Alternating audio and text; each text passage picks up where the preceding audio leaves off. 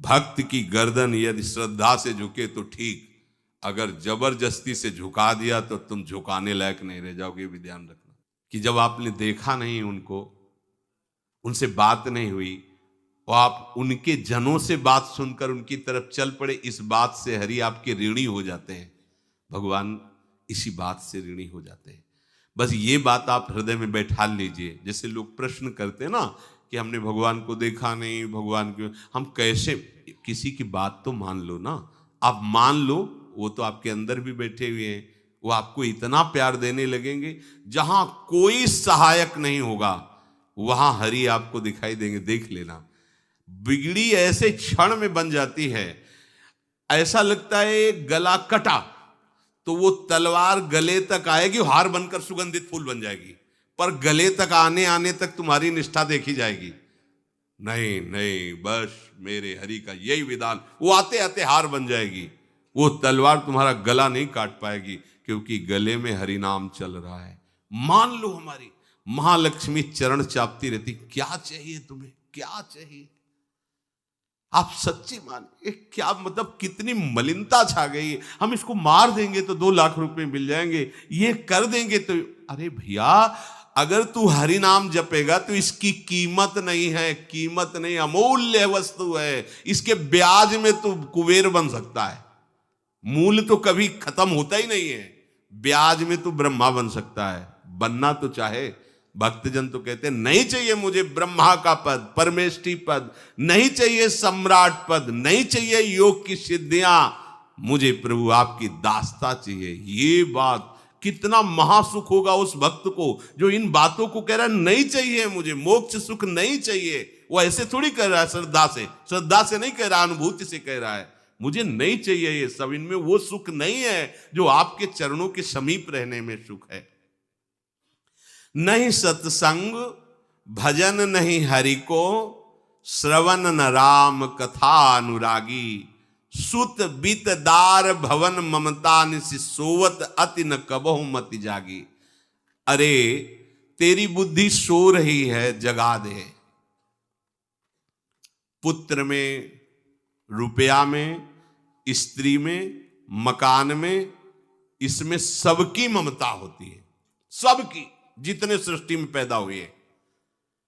केवल सत्संगी की नहीं होती। जो असली सत्संगी है उसकी ममता प्रभु के चरणों में होती है, क्योंकि वो जानता है सब रूपों में प्रभु ही है, ये सब पसारा प्रभु का ही है, इसलिए ममता उसकी प्रभु के चरण। एक अहमता ममता ये जग में है दुख जाई, ये जब श्री जी की ओर लगे तो होत परम। जाग जा, बिना जागे दुख दूर नहीं हो सकता।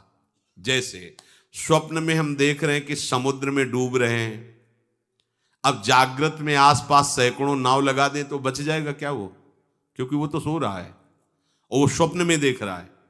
अब हम नाना प्रकार के तैराकों को बाहर तैनात रखें तो उसको कोई सुख मिलेगा क्या, क्योंकि वो स्वप्न में। उसको अगर सुखी करना है तो एक ही उपाय, जगा दे। जगा दो तो ना समुद्र रह गया ना डूबना रह गया। ऐसे ही संसार में मोह से ऐसे ग्रसित जीव हैं, भाई इतना ही सुखचार है, और उसी स्वप्न में वो दुख से निवृत्त होना चाहते हैं। अब हम बाहर से उनकी कामनाओं की पूर्ति करने वाली बात करें तो क्या वो सुखी हो जाएंगे क्या? इसीलिए कोई साधु जो भगवत मार्ग का पथिक है वो कभी सपोर्ट नहीं करेगा जाओ ऐसा, वो जाओ ऐसा ही है जैसे उस स्वप्न में समुद्र में डूब रहा है, बाहर से हम जल जहाज नाव तैराक सब लगा रहे हैं, लेकिन वो नहीं सुखी होगा, क्योंकि उसके सुख का कारण तब बनेगा जब स्वप्न हटे। स्वप्न तब हटेगा जब वो जागे। जो सपने सिर काटे कोई, बिन जागे दुख दूर न होई, तो उसको जगा दो। साधुजन क्या करते हैं? जगा देते हैं उसको। जागो, कहां मोह निशा सब सो निहारा, देखे स्वपन अनेक प्रकारा, यही जग जामिन जागे जोगी। योग भगवान से जो तुमने वियोग कर रखा है, तुम जगो। जे ही जगोगे तो जे ही जाने जग जाए हेराई, जागे जथा स्वपन भ्रम जाई। कोई नहीं यहां, एक कल श्लोक, मत्तः परतरम नान्यत् किंचित् अस्ति धनंजय, मेरे सिवा कोई नहीं। ये कब पता चलेगा? जागने पर। तो हमें ये बहुत कुछ दिखाई दे रहा है, स्वप्न है। उमा कहूं मैं अनुभव अपना, सत हरि भजन जगत सब सपना। तो बोले तुलसीदास हरि नाम सुधा तजी, सठ हठ पियत विषय विष मांगी। अगर कहीं संतों के पास भी गए तो क्या मांग रहे हैं? हठ करके विषय विष मांग रहे हैं। वो आत्मदेव नाम के एक ब्राह्मण थे, सब कुछ समृद्धि थी, संतान थी नहीं, बड़े दुखी गृहस्थी में। हमारा कुल चलाने वाला होना चाहिए। बड़ा भ्रम बैठा हुआ है, हमारा कुल चलाने वाला नहीं तो सब बेकार, जीवन ही बेकार हो गया। बिना गुरु के यदि शास्त्र पढ़ोगे ना तो भ्रमित हो जाओगे। स्पष्ट लिखा, पुत नाम के नरक की उसको प्राप्ति होती जिसके संतान नहीं होती। अब तो गृहस्थ में बेचारा पड़े परेशान। उन्होंने सोचा इससे अच्छा है आत्महत्या कर लें। बहुत संतों के पास जाकर के यज्ञ करके सब अपनी कामनाओं की पूर्ति चाहते, दान पुण्य दे करके। उसने भी जितना उपाय हुआ किया, नहीं हुई संतान। मरने के लिए वो जंगल में, उधर से एक सन्यासी जी आ रहे थे, देखा साधु तो ब्राह्मण तो थे, उठे प्रणाम किया, देखा उनको उदास क्यों हो? उनका महाराज उदास ही नहीं, मैं तो आत्महत्या करने आया हूं यहाँ जंगल में। अरे ये तो महापाप है, आत्महत्या तो बड़ी दुर्गति का कारण है। बोले महाराज अगर आप बचाना चाहते हो तो आप कृपा करो। क्या क्या चाहते हो? बोले हमारे पास सब कुछ है, बेटा नहीं दोगे तो हमारा जीवन बेकार। तो उन्होंने अंतर्दृष्टि से देखा और कहा 7 जन्म तक तेरे पुत्र नहीं भाग्य में तेरे लिखा है। तो उसने कहा फिर तो अभी मरते हैं, आत्महत्या करते हैं। 7 जन्म के बाद हम 7 दिन नहीं जिएंगे, हमें पुत्र चाहिए। संत का दयालु। देखो जिनके पास तपस्या और भजन का धन होता है, जब भगवान अधीन है तो कुछ भी कर सकते हो, कुछ भी कर सकते हैं। प्रारब्ध मिटाना कोई बड़ी बात नहीं। प्रारब्ध जानते कोई देवता थोड़ी है, तुम्हारा पीछे का किया हुआ कर्म है। और इधर जोर का भजन है, भजन के प्रभाव से कर्म को नष्ट करने में देर थोड़ी लगती है। ये तो अच्छे शुभ कर्म करो तो तुम्हारा प्रारब्ध बदल जाएगा। भजन का प्रयोग प्रारब्ध बदलने के लिए थोड़ी है। पर वो ऐसा हट किए तो उनका देखो, हट करने से लाभ नहीं मिलता है उनका। हमें उपदेश नहीं, हमें पुत्र चाहिए। अगर आप भगवत प्रेरित होकर यहां आए हो तो आप हमें। तो उन्होंने तपस्या के बल से फल की रचना की और कहा जाओ अपनी पत्नी को ये फल पवा दो और इससे निश्चित पुत्र होगा। बहुत प्रसन्न, अब कामना पूर्ण थी तो देख लो प्रभाव, देखो कामना का। प्रसन्न हुए आए। धुंधुली नाम था उनकी पत्नी, नाम भी बहुत बढ़िया था, धुंधुली। वो कहा कि देखो ये फल खा लो, तुम्हारी संतान हो जाएगी। बहुत मीठी बात बोलती थी, मृदुभाषी, कपट हृदय। अलग अलग क्षेत्र होता है, हृदय कपट और मुख में मीठी बात। बहुत संभल के व्यवहार करना चाहिए ऐसे लोगों से। मधुरिया बानी, मीठी, क्या मृदु भाषा। नहीं प्रीतम, आप चिंता मत करो, फल ऐसे थोड़ी खाया जाता है, नहा धो के पवित्र होके फिर। हाँ उनका ये बात, तो आप अपने काम में लगो, हम पा लेंगे ऐसा। अब आपको विश्वास है ना? बोले विश्वास तो है, इसमें क्या विश्वास, आप भी तो चाहती ना पुत्र हो। बोले हाँ। वो जो ही गए सो अपनी बहन को बुलाया और कहा सुनो अभी तो हम 4-5 रोटी कढ़ी चावल सब पा लेते हैं, पूड़ी खीर पुआ। गर्भ रहेगा तो पेट तो उसी से भरा रहेगा, तो हमारा भोजन रुक जाएगा। बोले हाँ ये तो बात है। जब पेट बढ़ेगा, अगर घर में आग लग गई तो फिर हम भाग नहीं पाएंगे, तो हम जल जाएंगे। ये निगेटिव सोच वाले लेते। और पंडित जी तो इसी बात में लगे हैं कि गर्भ रह जाए तो क्या करें, तुम्हारा हम खाएंगे तो है नहीं पक्की बात, पर करें तो क्या करें। पंडित जी को कैसे समझ? उनका देखो एक बात है, हमारे गर्भ है, हमारे कई लड़के हो चुके हो, गरीबी है ही है हमारे यहाँ।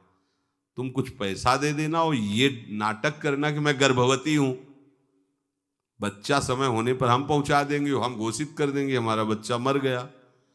तो पंडित जी को तुम नाटक में बताते रहना कि गर्भ है, बच्चा हो जाए। पंडित जी कह देना बच्चा हो गया है, तो बोले दूध पिलाने की समस्या आएगी। तो बोले ये तुम कह देना कि पहला पहला बच्चा है, हमारे वक्षा स्थल में दूध नहीं, हमारी बहन का था तो मर गया बच्चा, तो उनको बुला लेती तो बात बन जाएगी, बढ़िया बात हो गई। परीक्षा के लिए फल गाय को खवा दो, गाय को खवाया। ठीक समय पर गोकर्ण जी प्रकट हुए, दिव्य तेजोमय बालक, कान केवल वो गाय के, बड़े ही विद्वान और भगवत भक्त संत के द्वारा। कहा था 7 जन्म तुम्हारे भाग्य में, बच्चा नहीं तो नहीं है, देखा गाय के हो गोकर्ण जी प्रकट हुए। उधर उनके जो बच्चा पैदा हुआ वैसे ही नाटक के द्वारा पहुंचा दिया गया, वैसे ही पूरा जैसा पहले पक्का हुआ। अब उसने कहा कि हमारे तो स्तनों में दूध नहीं, हम अपनी बहन को बुला लें, उनका बच्चा मर गया। हाँ हाँ, हमारा बच्चा स्वस्थ होना, आप बुला लो, उसको हम धन भी देंगे, वो हमारे बच्चे की सेवा कर। अपने नाम से जोड़ करके उसका नाम रखा धुंधकारी, धुंधुली और धुंधकारी, अज्ञान का साक्षात स्वरूप। और जैसे ही वो अवस्था बढ़ती गई तो उसके पापाचरण बढ़ना शुरू हुए। बच्चों के साथ खेलता, खेलते हुए बच्चों को उठा लेता और कुएं में डाल देता, मतलब घोर अत्याचार। गोकर्ण जी हर समय भजन साधन शास्त्र स्वाध्याय। जब और बड़ा हुआ तो माता जी को अपने डंडों से रोज पूजन करता, पिताजी को गाली लात थप्पड़। पिताजी तो रो पड़े, गोकर्ण जी से कहा कि बेटा हमारी गाय से प्रकट हुए पर भरोसा आप ही का है, बचा सकते हो। तो बोले पिताजी जाओ यहाँ से, भाग जाओ यहाँ से, एकांत जंगल में जाकर भगवान श्री हरि का भजन करो। उन्होंने 2 श्लोकों में उपदेश किया। दूसरा श्लोक ये, धर्मम भजस्व सततम त्यज लोक धर्मान, सेवन सदा साधु पुरुषं जहि काम तृष्णाम, अन्यस्य गुण दोष चिंतन मास मुक्त्वा, सेवा कथा रस मोहो नितराम पिबत्वम। हे पिताजी, अब तुम लोक धर्म का त्याग करके भागवत धर्म को स्वीकार करो, एकांत में जाकर साधु महापुरुषों के संग से उनके उपदिष्ट उपदेश के अनुसार आचरण करो, प्रभु की लीला कथा सुनो, ना कोई कामना ना कोई तृष्णा, किसी के गुण दोष का वर्णन मत करना, और सदैव भगवत सेवा भावना में रहना, इसी जन्म में तुम्हें भगवत प्राप्त। वो तो उधर गए, इतनी पिटाई की उसने माँ की, माँ कुएं में गिरकर आत्महत्या कर ली। फिर तो मनमानी आचरण, कुछ वैश्याओं को रखा और चोरी करके लाया। वैश्याओं ने सोचा किसी दिन पकड़ा जाएगा ये और हम, तो उसके हाथ पैर बांध दिए, चारपाई में ला के मुख में अंगार डाल, वो मरा भयानक प्रेत। कामना ने क्या किया, सर्वनाश। किसी को हरि विमुख होकर कभी सुख मिल सकता है? आप संतों के पास जाइए, अपनी कामना रखिए। हम ये नहीं कहते कि कामना तुम त्याग पाओगे, कामना रखिए, भगवान के पास जाइए, अपनी कामना रखिए, क्योंकि आप कामना से युक्त हैं। पर छूट इतनी दे दीजिए कि जिसमें हमारा मंगल हो वो करना। जैसे नारद जी भगवान से अपनी कामना रखते हैं कि हमारा ब्याह करवा दीजिए, और बाद में एक छूट दे देते हैं कि जेहि विधि होए नाथ हित मोरा। तो हरि को अच्छा लगेगा, गुरुजनों को अच्छा लगेगा कि इस कामना से इसका कोई जीवन बाधित नहीं होगा, वो पूर्ण भी कर देंगे। और अगर लगा कि इसका पतन हो जाएगा तो आप रोते रोते भी कामना की पूर्ति नहीं करेंगे। उत्तम बात तो ये है कि कामना हरि की प्राप्ति की करो, वो सर्व सुख स्वरूप हैं। किसी का अन्य आश्रय अन्य बल ना लेते हुए अपने श्यामा श्याम के चरणों का आश्रय लेकर निरंतर भजन करो, तो ये अनुभव हो जाएगा कि सुख किसे कहते हैं। अभी तुम्हें परिचय ही नहीं मिला, सुख किसे कहते हैं। सुख सच्चिदानंद है, सुख एक रस है, सुख अविनाशी है। वो सुख सदैव बढ़ता रहता है, घटता कभी नहीं। एक रस होते हुए भी प्रतिक्षण वर्धमानम है, कभी कभी अंत नहीं होता इस सुख का। ऐसे अनंत सुख के लिए हमें मनुष्य जन्म मिला है। प्यारे, इसे मत खोइए, हर समय राधा राधा राधा राधा राधा, और किसी को दुख मत दीजिए। कोई गंदा नशा मत कीजिए, कोई गंदे आचरण मत कीजिए, गंदा भोजन मत कीजिए जिससे अन्य जीवों को कष्ट हो। ऐसा कोई भोजन स्वीकार मत करो। इसी जन्म में आप देख लेना, इसी जन्म में आपको वो वस्तु मिल जाएगी, निहाल हो जाओ। हम किसी पक्षपात की बात नहीं करते। अगर इस छाती को बचपन से अभी तक ऐसा, तो हम कह देते कि भाई आगे कुछ भी हो, कोई भी हमारी गलती हो, हम ये मान सकते हैं, पर हमें ये पता चला कि बचपन से आज तक जलता ही रहा, कभी शांति नहीं मिली, भागता ही रहा पर कभी विश्राम नहीं मिला। पर हम ये आपको कह रहे हैं कि जैसा प्यार प्रभु वैसा अन्यत्र कहीं कभी कहीं नहीं मिला। और प्रभु के प्यार का मूर्तिमान स्वरूप हमारी प्यारी जू निहाल कर दिया प्रभु ने, प्यारी जू के चरणों का आश्रय और उनका परिचय देकर। पूछो बस, यहाँ वाणी मौन हो जाती है, प्यारी जू तो प्यारी जू। और हम ही नहीं, आप सब महाभाग्यशाली है। वृंदावन आए, राधा किशोरी जू के घर में आए और उनकी चर्चा सुन रहे, उनके सिद्धांत सुन रहे, कहीं ना कहीं आपके अंदर उनकी तरफ बढ़ने की इच्छा भी है। ये बहुत बड़ी बात है। बस इस इच्छा को, इस आशा को इतना बढ़ा लो कि कोई इच्छा न रह जाए, कोई आशा न रह जाए। हर समय निरंतर नाम जप करते रहो। तुलसीदास हरिनाम सुधा तज, भगवान नाम तज कर विष मांगते हो। सूकर श्वान श्रगाल सरिस जन, जनमत जगत जननी दुख लागी। ए काहे को ऐसी गालियां सुनोगे, ये गालियां है। ये सुअर कुत्ता की तरह जीवन व्यतीत करते हो। धिक्कार तुम्हारी मां को जो तुम्हारे जैसा पुत्र जन्मा। अपनी इंद्री की पुष्टता के लिए दूसरों को मार देते हो, चाहे रसेंद्री चाहे जनेंद्री। इंद्रियों की पुष्टता के लिए जानवर जैसा बर्ताव करते हो। कैसा तुम्हारा जीवन है। केवल एक क्षण के सुख के लिए दूसरे को जला दिया, काट दिया, मार दिया। चाहे रसेंद्री का सुख चाहे जनेंद्री का सुख, एक क्षण के सुख के लिए उसका गला काट दिया, उसको रांध के खा रहे हो, उसके साथ भोग किया, उसको काट के फेंक रहे हो, उसको जला रहे हो। क्या तुमसे तो अच्छा सुअर कुत्ता है कि वो अपनी योनि के अनुसार बर्ताव कर रहा है। तुम मनुष्य योनि होकर ऐसे गंदे काम करते हो। सुधर जाओ।